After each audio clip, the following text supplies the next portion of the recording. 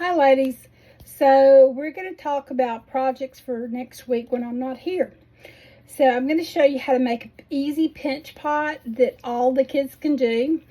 Also, we're going to talk about in the second video what's called a scrape painting that I think everybody will love. It's not as messy as that acrylic pour, which we will do, but not when there's not enough adults around. A scrape painting is really cool, and I'll do a second video.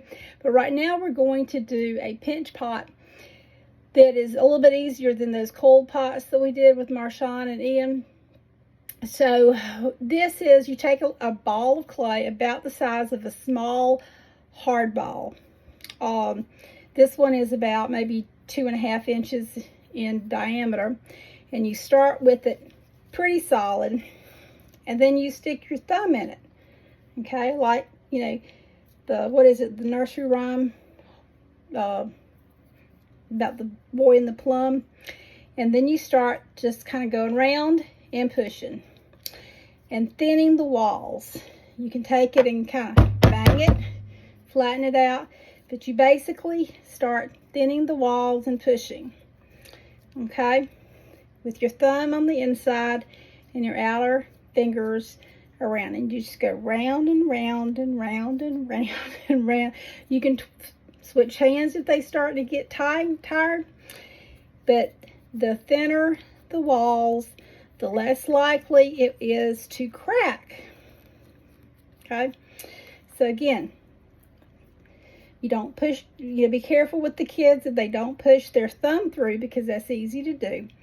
So you just push and push and push. And I'm doing this pretty quickly, but they will probably do it slower. But see how it's getting thinner and more like a pot, okay? We may need to put a little bit of water on it as you're working, because as we spoke about today, this clay does dry out pretty quickly, okay? So, but just thin and thin and thin and thin as you go around.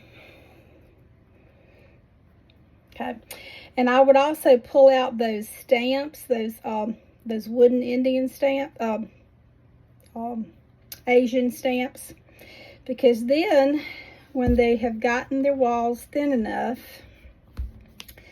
they can come in and use things to, I'll just use the end of this pen and decorate the outside. So when you use a stamp on fresh clay, you need to support the inside of the wall when you stamp, okay? So see what I just did with that? And they can do it all the way around, okay? And this would make a really cool little catch pot for coins when Dad comes in the afternoon, or thing to put gem clips in, okay? So they can decorate it, okay? And then just like we did before, you can have them put it on a paper plate and then put their name on it. And if the top rim starts to crack a little bit, I don't have any water. They can take some water and just kind of smooth the edges. Do not do what I do and lick your finger and smooth the edge down. I don't think this stuff is particularly non-toxic, okay? So then we have a cool little pinch pot that's easy to make. Mine is not very pretty at the moment, because typically at this point then you would take and smooth these sides down with water, maybe even take something like a credit card or some piece of plastic and smooth that down even further. I actually like the rustic look of this, okay? So anyway, that's a pinch pot. And then they can set it up to kind of dry. Ideally, you want to dry this slowly out of the air so that it does not crack so badly. But anyway, that's something they can make next week. They can also paint their ornaments with the acrylic paint.